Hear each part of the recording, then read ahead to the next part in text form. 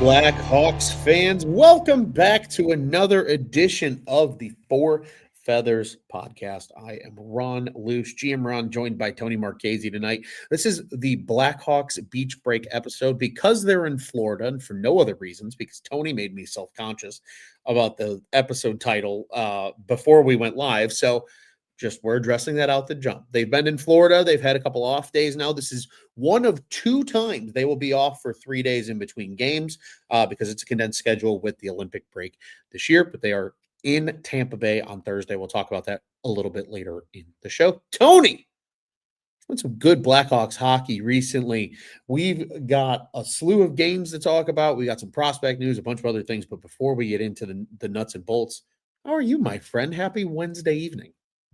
Happy Wednesday evening, Ronald. It has been a great stretch. I'm going to say the word great stretch of Chicago Blackhawks hockey since we've last been on these airwaves.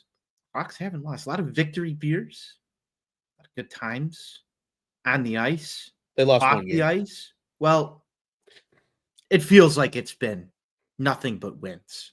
Nothing Yes. but win. For lack of, a better term here. This has been great Blackhawks hockey, and I'm happy to be sharing the airwaves with you tonight, Ronald. Can't wait to dig in.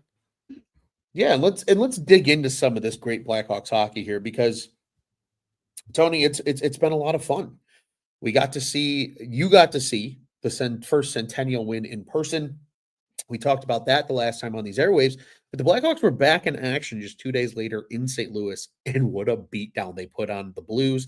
That was an 8-3 win, and then they go back to the Madhouse on Madison on Friday night. Vancouver comes into town. The controversy of the goalie interference on Bertuzzi's what would have been game-winning goal. Canucks ultimately win that one in a shootout, and then most recently, Joel Quenneville, in his first appearance as Anaheim Ducks head coach, sounds weird to say, returns to the United Center with those said Orange Mighty Ducks, and the Blackhawks pull it out in overtime. That one, Tone, we'll get into, and a lot of fun. I have a promotion for a nickname of sorts involving a few players that we'll talk about in that one. But what a win that was. And like you said, Tony, it's a lot of that momentum now that this team and I think subsequently the fans are starting to ride. It's been a fun trip, sir. I think we can talk a little bit about each of these games here. So we'll start with that Blues game, Tone. What stood out to you most in that TNT winner on Wednesday night? The thing that stood out to me the most, Ron, in this one was actually not something on the ice. It was something that took place off of the ice. And I kind of alluded to this a little bit in the intro here. It wasn't so much that the Hawks were putting an absolute beat down on their division rival. It was the reception that the Blackhawks were getting in the national media and from fans all over who are following a national hockey game. Paul Bissonnette coming around on the team that he had a lot of choice words for last season, and Hawks fans were a little upset over it. You saw people starting to buy into the vision of the Chicago Blackhawks with this Blues win.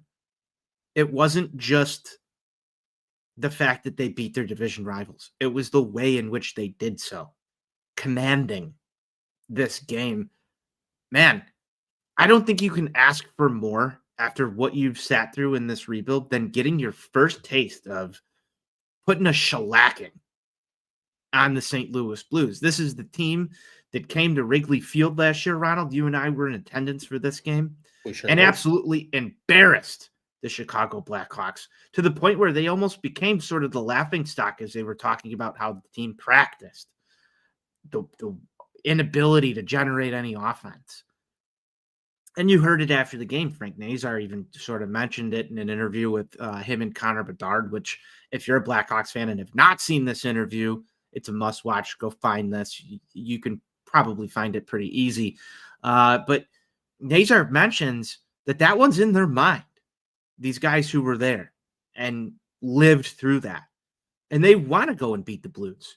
That's the start of a team that I really enjoy watching develop, because you're starting to see the storylines of this next crop of Blackhawks actually take place and then be successful in their ventures of going back and getting vengeance for losses that they felt bad about themselves, and even bringing up that they felt bad for that performance in front of the fans. So you get that along with 5-goal victory, national television. That can change narratives, that can build a lot of momentum, and I think we've seen some of that momentum come through, Ron. I was thrilled with this game, and I'm sure you were as well. It was a banger of a win, and Tony, I think you're right. I don't even know if it was so much on the ice as it was, like you said, the reception off the ice, not only from the national media but the fan base as well. It really felt like everybody was like, "Holy shit, here it is! Like this is what we've been waiting for." Was this type of game to kind of give that glimmer of hope that like the rebuild is working and the guys that need to become your stars are becoming stars. And it was a great game for a lot of players, Tony, that even some of the names we've seen struggle in the past, right? Lucas Reichel had a 3-point affair with 2 goals in that game. We saw Ilya Mikheyev with a couple of points, a goal and an assist. Bedard, 3 assists. Of course, Nazar got on the board in that game. Bertuzzi, Teravainen, the list goes on and on.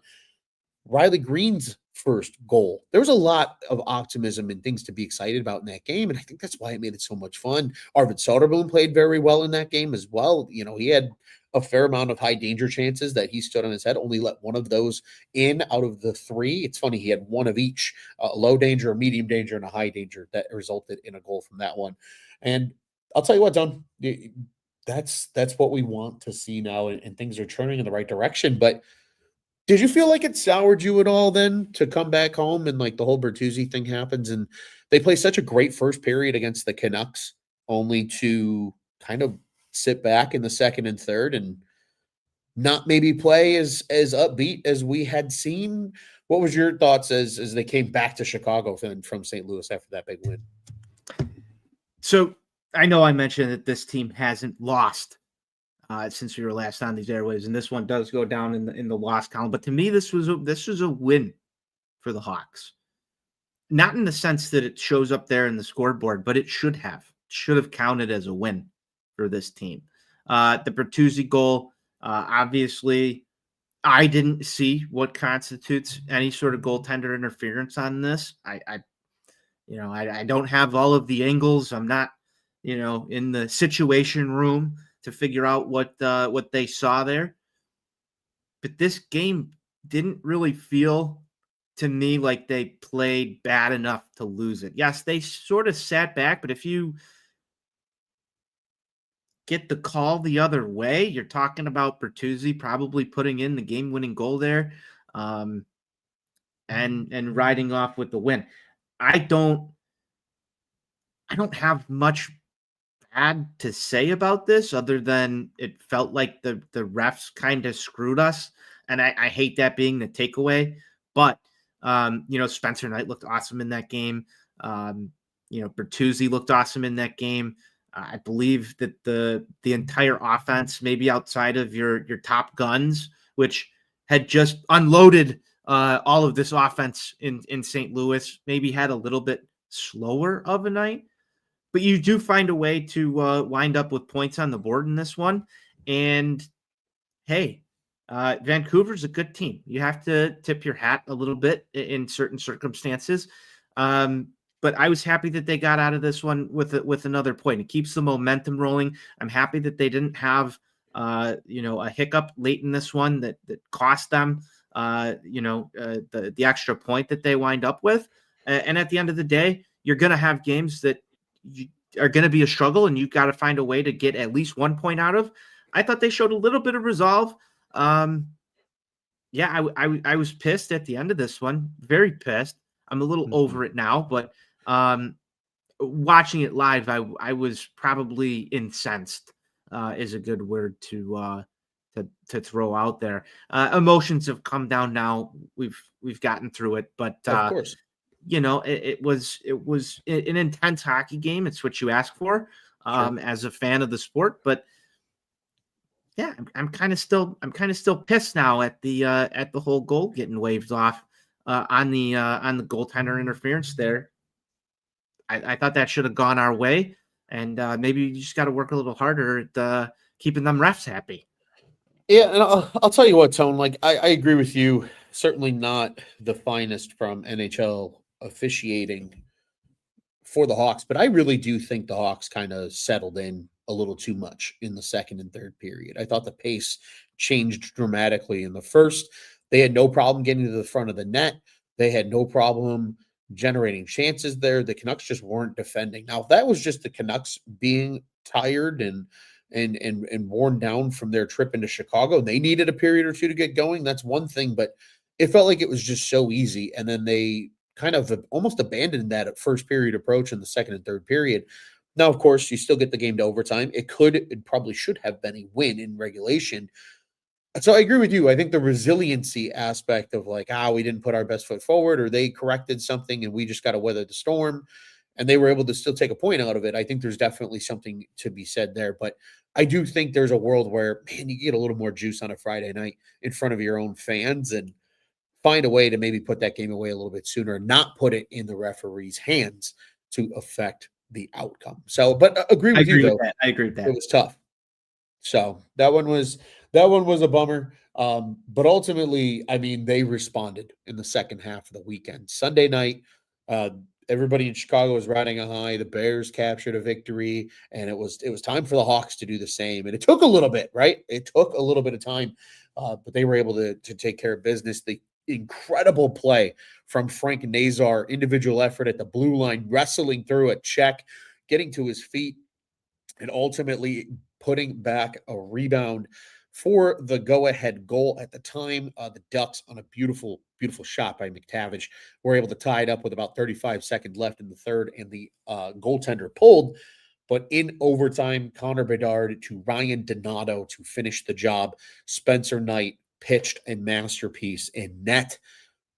Now the narratives are starting to come out, Tone, and I've got a proposal for you for the greatest law office in the city of Chicago. It's called Nazar Bedard Knight LLC, because it really does feel like these three are kind of becoming the pillars of this Blackhawks team moving forward, and we've seen them show up and show out in every single game so far this season when they've been on the ice.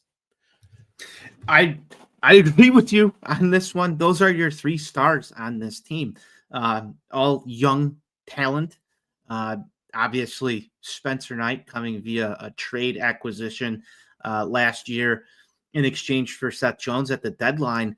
And I don't know, maybe I felt this way earlier. His first game in Chicago, I said that this is our number one goalie right here. Maybe this was a little premature.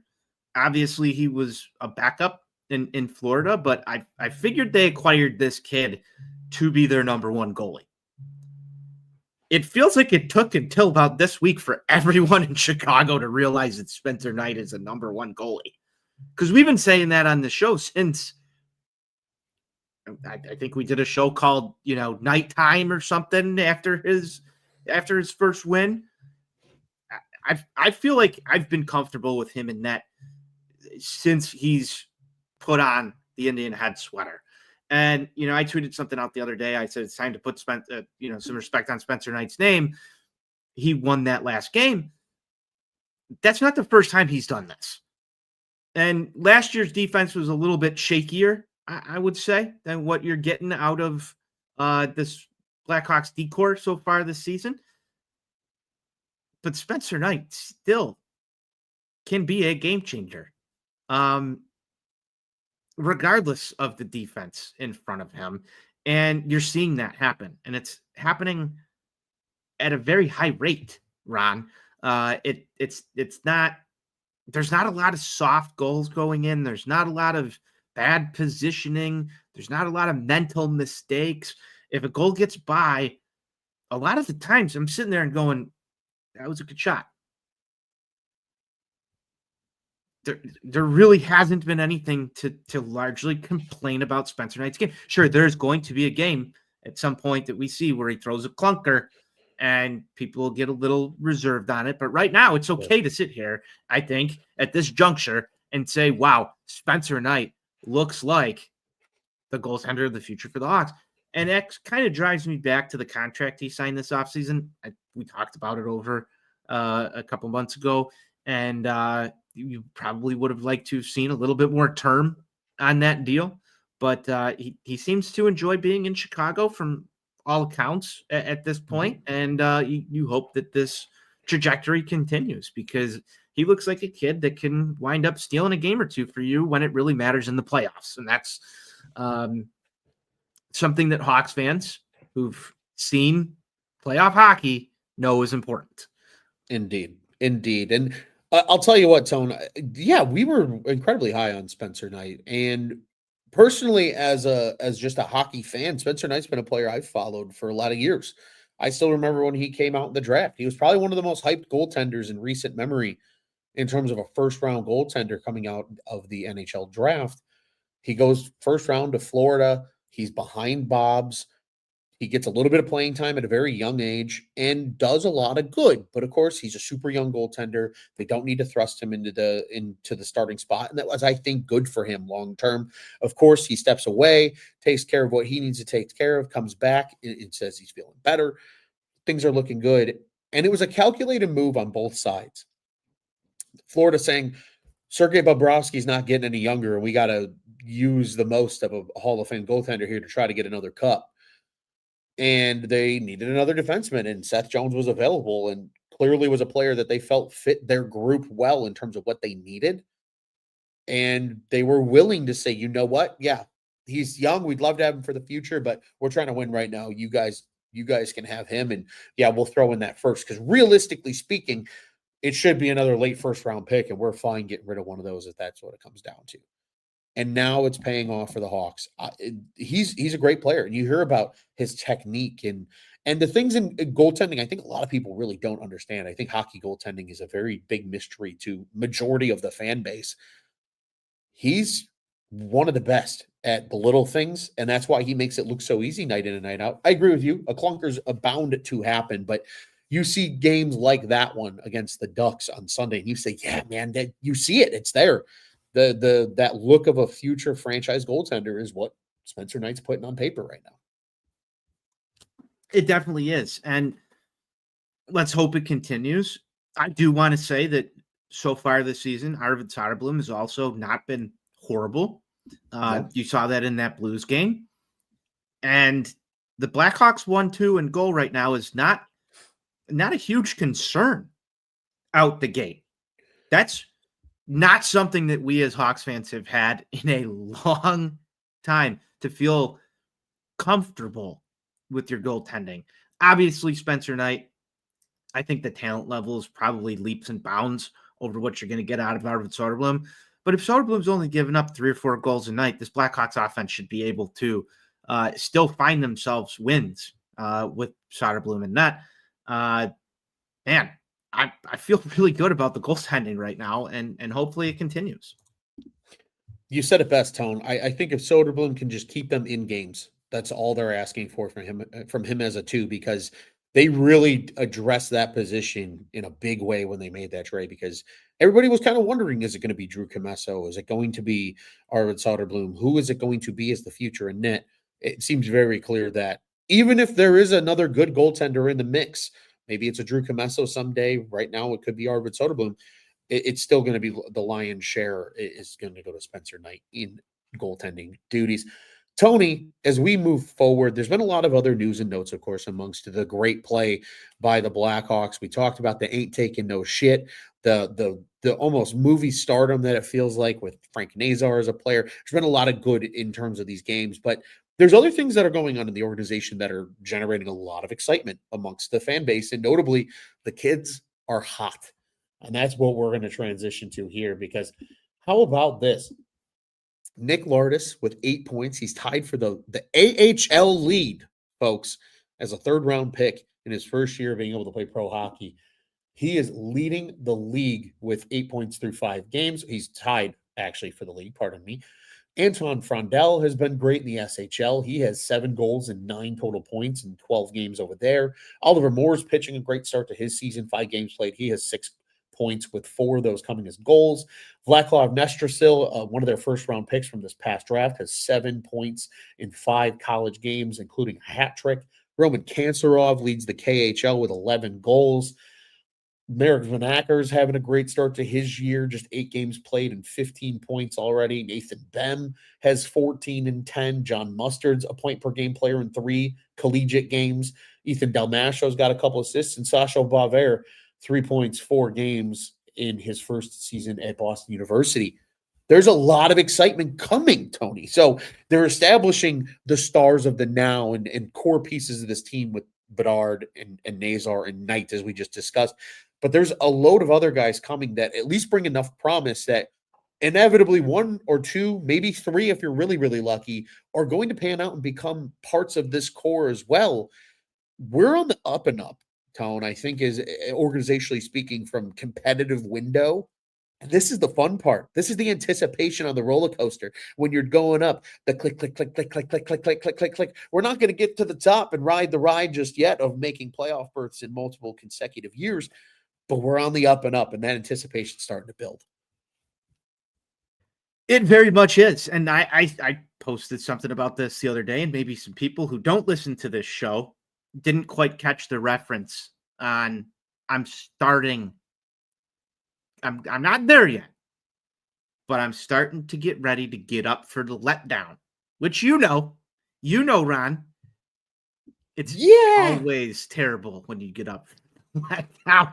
That's when you are the most vulnerable. When you are the most vulnerable when you get out for the letdown. It's true, but you're starting to see this stuff come together. You're starting to see the vision. You're starting to see kids not just grow, but learn how to win hockey games. This is a very small sample size, but it looks like this team has a different edge to it than what you saw in the past few seasons. They're finding the back of the net when they need to. They're battling hard for pucks. They're doing those little things that it takes to win. And then you go and you look at what's happening in the system below it, and there's a lot of success. Now, obviously, there's other things that you don't want to see. I don't know if you've got a note on here, but Ludwinski out for the rest of the season. So there's still going to be bumps in the road that take place. That game, by the way, I'm going to give an early stick tap on this one, Ronald. The Chicago Wolves Rockford Ice Hockey game on Sunday. I think I texted you about this a couple of times. What an absolute barn burner. If you're looking for some decent hockey to watch, toss on a Chicago Wolves game, especially if they're playing the Hogs. And that is televised. I believe it's on Fox Plus. Tune into those games. You can get a little glimpse of some of the future and also watch some entertaining hockey. Unfortunately, Lewinsky got injured in that one and is going to be out for the remainder of the year. But a lot of this other stuff is good things to see. Particularly in that game, Nick Lardis looked awesome. So a lot of the things that you're saying here, the stats don't lie. These guys are having good seasons in the early going. Sort of mirrors what we're seeing up at the NHL level. So you want to keep that momentum going as we get closer here to November, December, so you can put together a full good campaign for all of these guys. And hopefully you start to see a couple of them make that jump at some point this year as well. Absolutely, Tom. You're 100% correct. And I'll tell you what, I'm going to quickly plug what you had to say here about the Rockford Ice Hogs. Folks, Rockford is about a 90-minute drive from the city of Chicago. If you're looking for good hockey, but maybe the Hawks are out of town, you want to stay inside and do something. If the Hogs are at either in Rosemont playing the Wolves, or take a little road trip out to Rockford and go see a game. They're a ton of fun. They're home a ton in the month of November, including the days before and after Thanksgiving. So if you can't make it to one of those 2 Blackhawks games at home, or maybe one of each, maybe a little, Wednesday night at the UC, but a little Friday night out in Rockford or something, or vice versa. If you want to see entertaining hockey, AHL is good hockey, man. I'm telling you, especially when these teams are built right. Carolina's got a young pipeline, so the Wolves are good. They're competitive. They're exciting. And The Ice Hogs are right now too. Oliver Moore and Nick Lardis are putting people on notice right now with their performance in the early going here in the AHL. So well said, Tom. I think Good note. there's a lot to be excited about when it comes to the youth of the Chicago Blackhawks team. Tony, I'm going to hit you with a quick sidebar question here from this topic about prospects. I'm going to ask you now because it is Wednesday, October 22nd, when we're sitting here sometime circa mid-April, probably doing a wrap-up show or talking about playoff hockey. I'll never say never. I know that's probably a little premature, but we'll never say never. But kind of wrapping up the season, who is the one prospect that right now you're following the most? And what do you foresee their season being and why you're so intrigued to follow them? So when we revisit this in April, we can reflect on perhaps if we were correct on a take, or maybe why other people should have been as excited, because clearly your excitement was in the right place. It's probably got to be Oliver Moore right now. Guy I thought should have made this team out of camp, but going down to the A and making an impact. I know Nick Lardis has a couple more points than he does at the moment, but he's finding the back of the net at a higher rate than Nick Lardis is. At 4 goals, 2 assists for a total of 6 points here for Oliver Moore. I want to see him take that leap at some point this season and be an impactful potential top 6 guy for this Hawks team. I don't know if you're going to get top 6 minutes out of Oliver Moore the whole time, or if Blashill wants to stash him down on the 3rd or 4th line as a speed guy. But I think what I saw from him out of camp was that he can hang. And he's so far in the early going, as we just mentioned, looks better than most AHL forwards. So I'm curious to see what the translation is, how long it takes to get him up here. Obviously, there's some roster considerations, I think, that probably play more into why Oliver Moore is down right now. I think, the other guy that you can give a secondary mention to is Nick Lardis, and does he make the jump this season? But Oliver Moore, I think, is on the precipice of becoming a potential regular in the Blackhawks lineup if he continues to play the way he has down in the AHL. And I think it'll be a really interesting second half for him, and whether or not his game can translate offensively at the NHL level. Is he just a speed guy? Is he can continue to put up points when he eventually makes that jump? So Oliver Moore is probably the name I'm looking at the most right now. And that's probably just due to the fact that he seems like he's the next one that could potentially make a positive impact on this club. I think there's other names in the system that are potentially a little more sexy, so to speak, when it comes to, maybe a Lardis or a Kanserov or some of these other names that are out there, Frondell as well as a top pick there too. So I'm going to go Oliver Moore right now, but I think that there's plenty of these guys that you could pick from. 100%. I think more to your point, like you said, is the most interesting because he is that next man up, and it's what kind of player is he going to become? We sat here, Tony, and talked about it, you and I, when we were discussing whether or not he should be on the roster, and I thought him going down and playing with huge opportunity was going to be big for him. He's going to find his shot, which he has 4 goals in 5 games to start the AHL campaign. I think they want him to come in and be the tenfold version of what like Victor Stahlberg was. Speed, but the hands and the scoring prowess are there to match the speed and can push him maybe toward some kind of stardom level in the NHL. So I think that's why he's fascinating, and Lardis certainly a great honorable mention. And also to your point, these guys are relatively potentially in the picture to make a stint with the Hawks at minimum at some point this season. You can even make that argument for Anton Frondell as well. I'm going to go with a guy who probably won't be signing much before post hockey. And I'm going to tell you, we're going to be sitting here on these airwaves in the summertime. It's probably going to be June. We're going to be talking about, what I'm putting on the Traeger for this weekend. And we're going to get the notification that Roman Kanserov has signed with the Chicago Blackhawks. And I think we're going to be really excited because I think he's going to continue to have a monster year in the KHL. He is a very young hockey player. To have 11 goals in 18 KHL games is no joke.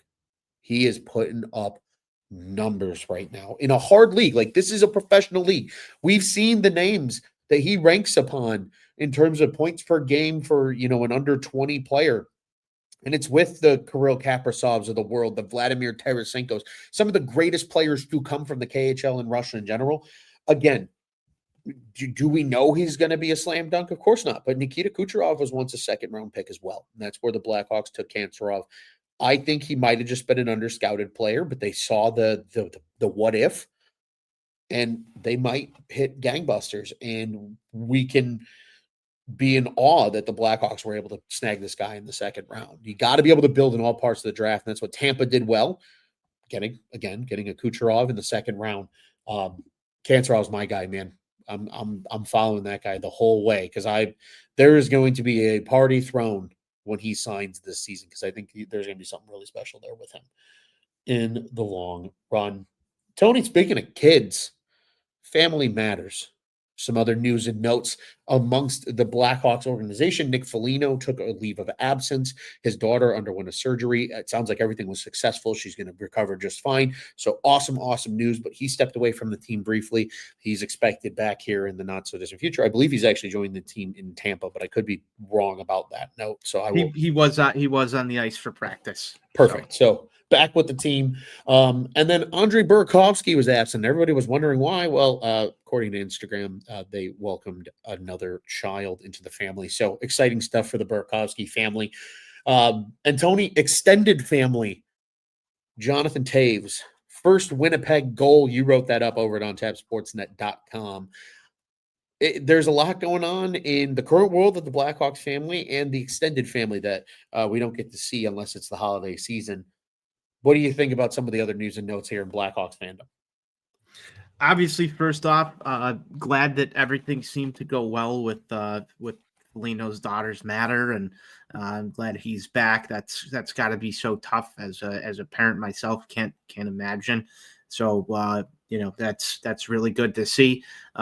You said it well for Burakovsky. That's wonderful. Welcoming another member to the family there, and then obviously the Jonathan Toews stuff. It's bittersweet seeing something like that. Obviously, there was always the want and the desire for Hawks fans to see him and Patrick Kane finish their careers here in Chicago. It's kind of wild to think that that they both are now still playing in the NHL for different franchises, and it's a little bittersweet seeing Johnny Toews, the captain for so long, doing stuff in a different uniform, but good for him. Glad he's recovered and healthy and making an impact on the ice again. It is what it is. It's going to be really interesting when the Hawks and Jets square off to hear his name called on the ice. But good for Johnny Toews, and hope he has a healthy season and avoids any sort of injury scares or anything throughout the year. But it was interesting. It was vintage Johnny Toews down there low in front of the net on the power play and getting it done for Winnipeg. And it brought back a lot of memories of a lot of Blackhawks goals that were scored through the Cup era and even well beyond that. He's looked like the same Johnny Toews that I remembered, Bron. I don't know about you. Yeah, just a savvier version than maybe once before, but absolutely. I think just with the whole Jonathan Toews, it's just good to see him playing hockey again, man. I felt like it was over too soon to truly be closing the book, because as we see with him and in the short term, but Patrick Kane in the long term, since his departure, has still continued to be an effective player in the NHL. I mean, there's already talks about his name potentially for Team USA in the Olympics. So obviously he's a little bit of a fringe player, but because of the exciting young players in the world of USA hockey, Frank Nazar being one of them, it's still cool to see those guys going at an older age. So good for Johnny Toews. And yeah, great news all around. Burakovsky's, congratulations. Foligno's, excellent news, and certainly hope a breath of relief for them as a family. All good things there. Speaking, I guess, part of the organization or family. There's no rush, Tony, on a Connor Bedard extension. That was a Frank Saravelli, just reminding the rest of the NHL that Connor Bedard is not for sale. KD asking him to slip that one in there on his segment. And Saravelli saying, "Yeah, they're in no rush. Both sides are good, man. They're going to be at the table. They're going to be talking. They're just trying to let Connor play hockey right now, and things are going well." Tony, I know this is something that historically has ruffled your feathers. Any reactions to the slight little toss in from Frank Saravelli about the Blackhawks and their star forward? Same thing we've been hearing for a long time, obviously, until ink dries. You can always have your guard up a little bit, but it seems that the parties, each respectively, are in the right direction, or at least on the same page to get something done. Again, still would have liked to have seen that handled this offseason. You don't want to leave stuff up for chance, but hey, he's going to be an RFA. It's not like it's, all said and done there, right, Ron? So you don't need to exactly hand him an 8-year deal here. I mean, you could technically work around some things and figure it out, but I'm waiting for the day that we can have that party that Connor Bedard is locked up here long term. And then I think the part that, kind of irks me a little bit, and maybe this is a question for you as GM Ron here. I want to know what that dollar amount and that term looks like so that you can start to plug and play what's available to you. And I think from a Kyle Davidson perspective and a Blackhawks front office perspective, they kind of have an idea of what that's going to be. But for us in the public, I want to know so we could start to play with things and look at what, roster constructions can look like and what's going to be available to spend here or there, or, how it lines up with Frank Nazar's term and all that other good stuff. So like as GM Ron, aren't you just like chomping at the bit for this to get done so that you can, instead of penciling things in, sort of at least have the franchise cornerstone in permanent marker and know what that looks like? I think the itch will grow once we reach the end of the season. And the reason I say that is there's so much money coming off of the cap books for the Blackhawks after this season that no matter what that number is right now, it's not really going to matter. And not to say that it's not going to matter in 2, 3, 4 years, but I think when you're seeing the dollars that are being given out in other places around the league, I think the Kaprizov deal is insane. But there's a chance that Bedard probably gets 13 and a half, maybe 14. I don't think that's ridiculous at all. And maybe he takes a little less term. Depending on where he falls on that spectrum, is there an overpayment that comes from the Blackhawks side if it's a little less term at 14 million? You want to see him put up numbers that are commensurate with whatever that number is. I know you're paying for potential here, but I think it's really going to matter where Connor Bedard winds up at the end of this season. Is he the type of guy that makes Canada's roster? Is he the type of guy that is left off again? He wasn't in Four Nations. You want to see him be the star guy if we're going to hand out that kind of money. I'm not saying that he doesn't deserve it or whatnot, and the potential isn't there. I'm just saying there's a lot at stake here when it comes to Connor Bedard's pedigree. And, on Connor Bedard's side, hey, look at this. He's probably going to take the Blackhawks record for most points scored in a Blackhawks uniform under the age of 21. He's probably going to be one of the top young players in the league at the end of the season once again. But I'd like to know if that's going to be 14 million or if it's going to be closer to 11, 12. And I'd want to know that kind of now, because that sort of makes a difference in a player or two at the end of the day. It does. But I think we need to see that first. And I think that's why I'm okay with waiting. I want to see Connor Bedard play like that player. I want him to show up and be like, I'm worth $15 million a year for the next 6 years. Okay.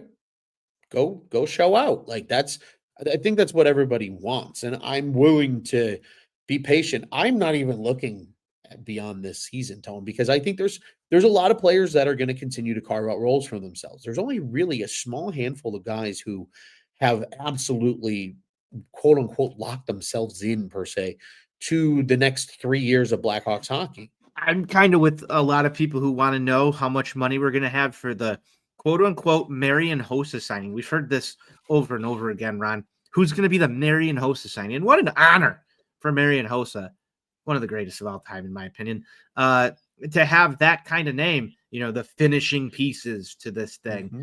And you kind of want to know, can you go and get someone at $8 to $10 million, which it'll probably cost at that time, maybe a little bit more, to fit into this roster as well. And I think that, depending on where Connor Bedard's salary falls and what else you have to do, I know this is putting the cart before the horse here, Ron, but in 3 years from now, you would expect this team to be trying to probably win Stanley Cups. So what's it going to come down to? And whether or not Connor Bedard takes a bridge deal or if he signs long-term, that I think that number sort of matters. And I want to know what it is now. I've got that number in my head of where I kind of see this thing going. But again, you won't know until ink dries. I'm gonna backpedal you because I think you're about 7.5 years into the future, my friend. Go ahead, backpedal me. I think we are going to see. Steve brought up a great point. The free agency market is drying up right now because everybody can afford everybody. Mm-hmm. And until that cap starts to either A, stagnate a little bit, or B, revenue for these teams just can't keep up with what players are being paid, it'll be at that point then that we see the Blackhawks be able to take advantage. We saw some great articles from the beat writers recently noting that they haven't been able to take advantage of the cap right now because nobody needs to dump salary for assets. They took advantage of it when they could. So now your Marian Hossa signing's probably not coming for 5 or 6 years because that's my guess of when the cap will either A, slow down in terms of its growth, or B, get to a point where the smaller teams, because Danny Wirtz was asked about this. Well, what happens when, are you guys going to actually go sign money? And he goes, yeah. He goes, because eventually the big market teams will prevail. He goes, that's inevitable. Who's willing to truly spend to the cap? Because there is a discrepancy in revenue for these teams. They value their partnerships in the city of Chicago. They value where that source of money is coming from now. So that way, when it's time to utilize it as an asset, they can. But I don't think that's for another 5 years because we know for at least the next 3, there's an exponential growth in the cap that is really going to not allow the Blackhawks to go get that guy right now, in my opinion. I think where it's going to come from if they try to do that, it's probably going to be a trade of assets. So now it's who can we part with? Who's part of the future? Locking guys up. And this year's a big year for some of these guys to fill in those roles. And I think that part of that is what's Connor Bedard to the future. And we'll then at that point know where the money is. So it's fun to look ahead, but I'm just enjoying one day at a time right now, this Blackhawks season, because it's fun again, Tony. It is. And I agree with you. I'm not trying to put down anything that we've got going on right now. It's been very fun hockey. And you even mentioned it before. Never say never on what this team can do. But I want to know. I want those assurances. I want to be able to look at my X feed and go back into my bookmarks and find all of the Connor Bedard is not signing here and just laugh at them for a while. And I know I've got to wait until summer to do that, most likely. But, I guess I'll save it for a sunny day. I like that at the end of the day, though, you're prepared to be petty. And I fully support that endeavor, Tony. I truly, truly do. Speaking of support, a player that might need some support because he's on the injury report. That was a bar and an unintended one at that. Jason Dickinson was out on Sunday against the Anaheim Ducks. He was skating on Wednesday when we are recording this show, but he was rotating with the defense. So to me, that says that he's probably not playing on Thursday, but maybe we will see him back when the Blackhawks return to Chicago again on Sunday. That will be certainly an injury that we are monitoring. Tony, anything to add there about Jason Dickinson's injury? He's been battling stuff. I know that there was a lot of hype going into that Vancouver Canucks game, that they were going to seek revenge against Jason Dickinson. But Dickinson was already battling a little bit of an undisclosed upper body injury. I believe it was maybe the second or third game of the season. I forget who he ran into, but up along the boards, it sort of looked like he either jammed an arm or something with the shoulder or something. I don't know. I'm just speculating here. But then in the Vancouver Canucks game, you saw him leave the bench 2 or 3 times, and then was obviously ruled out there for a little bit. Looking forward to seeing Jason Dickinson back on the ice. That he's been impactful so far this season. Maybe not the Jason Dickinson of 2 years ago with as much impact, but he's become a steady veteran presence for this team. So obviously want to get him healthy. I think he contributes a lot to this lineup when he's in it, and we'll have to see how long this keeps him out, Ron. But you just hope that everybody on this roster stays healthy, and it's good that the injury report looks a little light right now, in my opinion. So nothing too concerning there at all, in my opinion. Just so a little bit of wear and tear early on in the year. 100%, Tone. We love to see a light injury report. Tony, it's time to get to our segments for the show. It's time to ruffle some feathers. Tony, for once, we share in a ruffled feathers. So let's just open up the can of worms, shall we? There's something going on the West Coast of the United States that needs to be brought to attention, because for some reason, everybody just magically forgets when one of the young, exciting players in hockey has struggles on a really shitty team. Weird to see, but everybody's coddling it, saying it's okay. It's okay, Macklin Celebrini. It's okay for you to be frustrated and slam your stick. But I'll tell you what, Tony, you know what they should be saying? The exact same thing they said to Connor Bedard. He's not having fun. He's not going to last there. They should send him somewhere that is fun. You know, Tony, it's a really fun place right now for for NHL hockey? Chicago. Chicago is really fun. Yeah. What do you think about that? There's things that you hate to see, but you also love to see. And for me, I love to see the Sharks just getting their asses handed to them over and over again. And that's not even just because of the current rebuild. I've always had a certain, disdain for that teal team out there in California. This goes back, years and years, but many moons ago. This is fun. I saw a Sharks fan online say that there's no way he's going to resign here if they keep doing this. Oh my God, do you hate to see it? Oh, you hate to see it? And then they've got, I guess there was a TikTok or video that went viral of Macklin Celebrini the other day, and he's not having fun, Tone. He's not having fun. Man, you have to wonder what's going on over there in San Jose. Is it all panic? It should be all panic. I believe, Ronald, and I'm not sure if they're in action tonight, but I believe they are on the precipice of tying an NHL record dating back to last season. They lose that next game, that'd be 18 in a row, and I believe that is an NHL record of futility. I'm not saying I'm rooting for them to lose 20, 25, 30 games in a row, but you have to worry if it gets that far. Will Macklin Celebrini re-sign with the Sharks? I don't know, Tony. You got to worry about this type of thing. I agree with you, though. Maybe he should come to Chicago. I think it might have a lot more fun. Might have a lot more fun indeed. Tony, the Sharks are not in action tonight, but they are in action tomorrow night. They will play the New York Rangers at 6 o'clock Central Time. So that means this one on the East Coast, MSG. Teams usually coming from the West to the East don't always have the best of luck. So, Tony, we might see that record. We might see it. And how could he ever tolerate such a situation, Tone? That's brutal.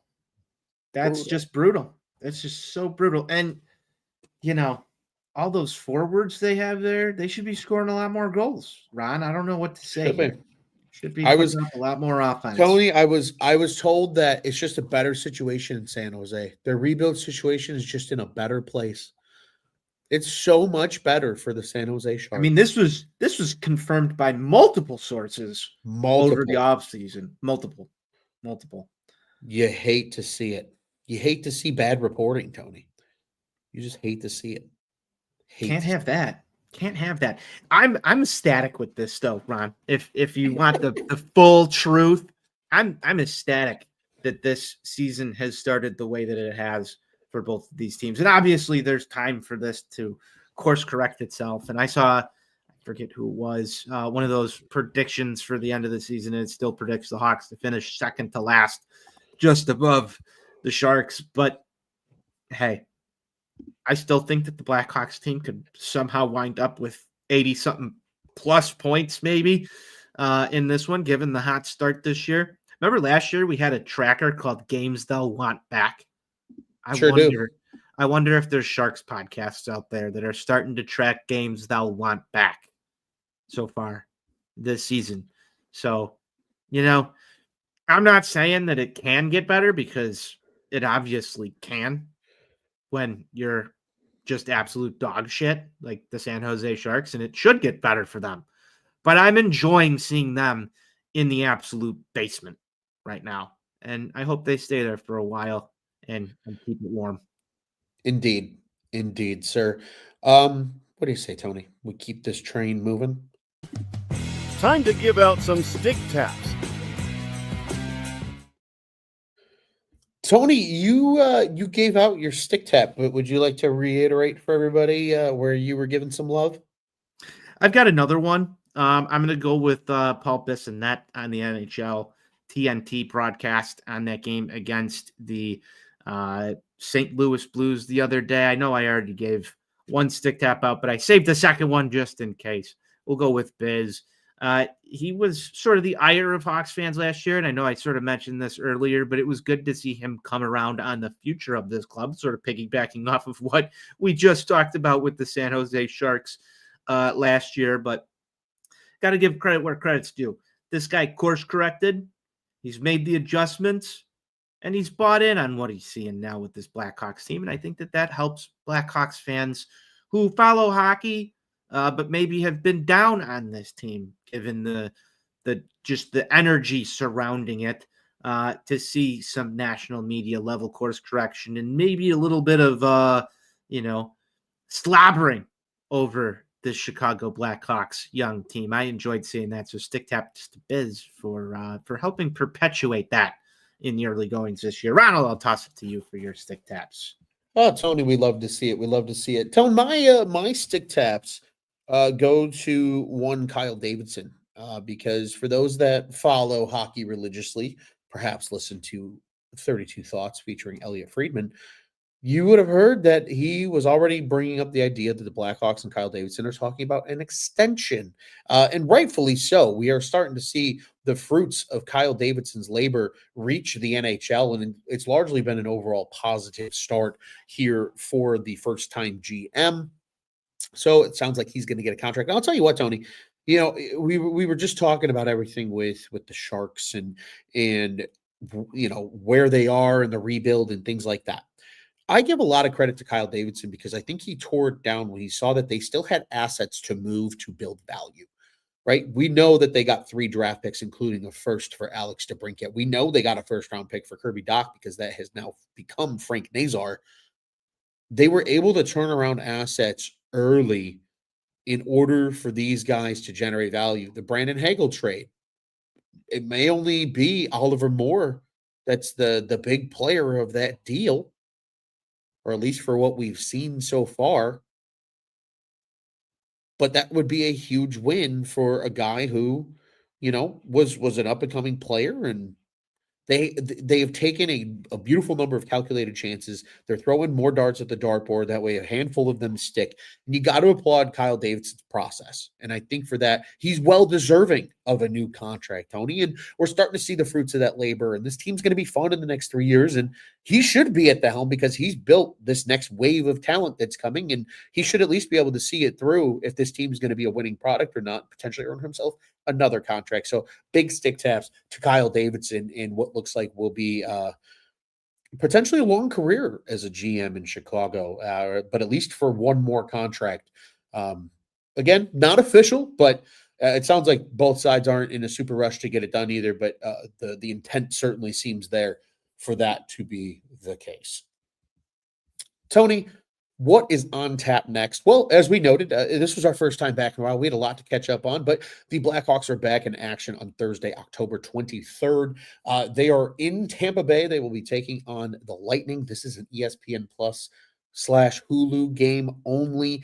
So for all of you that are used to CHSN or a TNT, perhaps, you're going to have to head over to ESPN Plus to catch this one, or Hulu. It's a 5:45 Central Time start because they're down in Tampa. So 6:45 game on the Eastern, or in the Eastern Time Zone, pardon me. And then after that, the Blackhawks will get a couple days rest before they play the Los Angeles Kings on Sunday, October 26th. That's at the UC. That's a 6 o'clock start. One of those great 6 o'clock starts.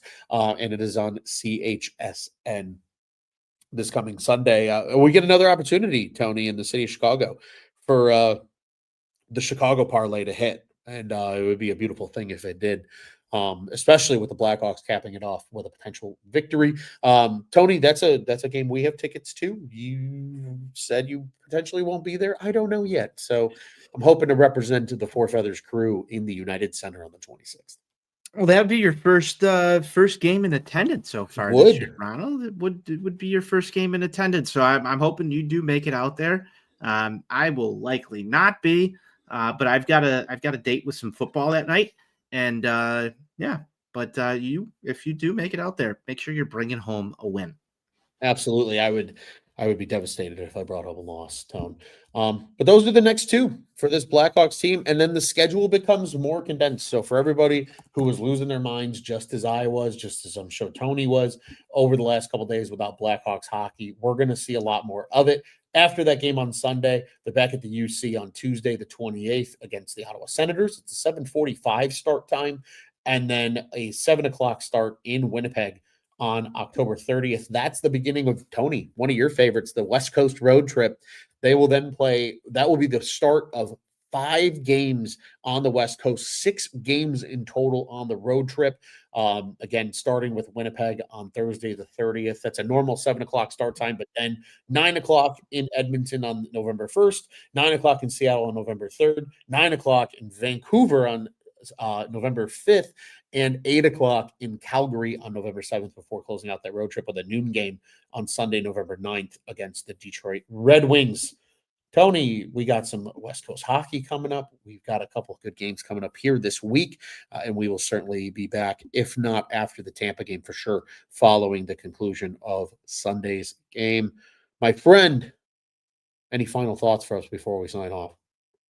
Can't wait for this road trip that's coming up that you just mentioned. I think it's an excellent time for this team to take an extended road trip, maybe a little bit of team bonding to take place. I think that there's already strong bonds. It's kind of been home away, nothing really extended in any stretch of the imagination, but a good road trip to start November after what has been a pretty good month of hockey so far. So finish it strong. It could be the type of thing that really helps this team gel. If you remember some of those West Coast circus trips that took place in November before, this would be a good time to relive some of that type of magic and getting this team to gel together and maybe put together a nice strong November as well. And then we see where we're at as we get closer to December here. But so far, so good from the Blackhawks. I'm looking forward to some later night hockey. It's a little bit easier to have your day settled down nice way to end the day watching the Blackhawks play some hockey. And hopefully we continue to put points on the board in the standings. So, Ron, that's really all I've got. It's been enjoyable, my friend. It's been enjoyable, and I hope the good times continue. Likewise, my friend, this Blackhawks team has been fun to watch at the early part of this season, and we can't wait to be back to talk more about this Blackhawks hockey as we approach the month of November and into the deeper part of the NHL season. As always, we encourage everybody head over to YouTube, subscribe to the On Tap Sportsnet YouTube channel, like, subscribe, hit that bell button. You'll know when all of our great shows go live, including us here at the Four Feathers Podcast. Be sure to follow us as well at Four Feathers Pod, wherever you get your socials. And you could be like our friend Skokes, who earlier tuned in with us. Dudes, it's good to see you. The Blackhawks are good to see as well right now because they have been a lot of fun to watch. Tony, as always, what do you say, my friend? Let's go, Let's Hawks. go, Hawks.